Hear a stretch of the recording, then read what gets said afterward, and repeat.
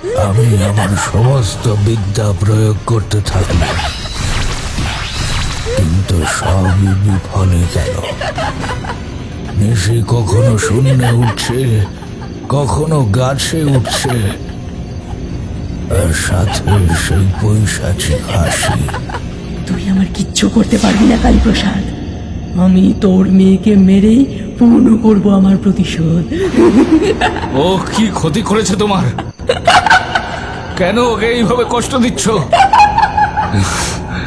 ছেড়ে দাও, ছেড়ে দাও আমার নিশিমাকে, ছেড়ে দাও। ছেড়ে দেব? সেদিন তুই আমাকে ছেড়েছিলিস। কে তুমি? হ্যাঁ, তোমার যদি আমার উপর কোনো শত্রুতা থাকে তাহলে আমাকে শাস্তি দাও, আমার মেয়েটাকে ছেড়ে দাও, ছেড়ে দাও। মনে পড়ে সেই দিনটার কথা, যেদিন আমার সন্তানের থেকে আমাকে আলাদা করেছিলিস তুই। আমি সেই অভাগিনী মা, যাকে মৃত সন্তান জন্ম দেওয়ার মিথ্যে বদনাম দিয়ে ডাইনি অপবাদে পুড়িয়ে হত্যা করা হয়। জন্ম দেওয়ার পর তাকে একবার চোখের দেখাও দেখতে দেয়নি কেউ। আমি সেই দাম্ভিক অর্থলোভী পিশাচ জমিদার পরিমোহন সান্যালের একমাত্র পুত্র রামমোহন সান্যালের স্ত্রী বিনোদিনী। বলছি সেই দিনটার কথা।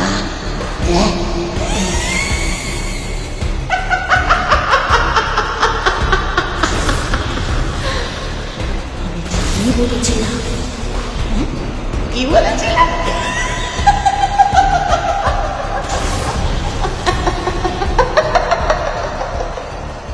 এইবার সমস্ত ঘটনা আমার মনে পড়ে গেল।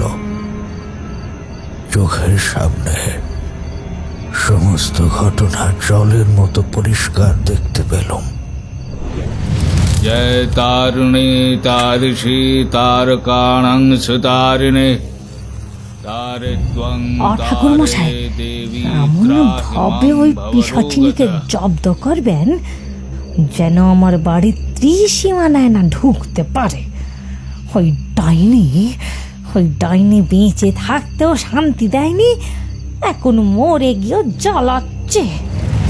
জয় তারুণী তারিষি তারকাণং সুতারিণে তারে ত্বং তারয়ে দেবী ত্রাহি মাং ভবরোগতঃ।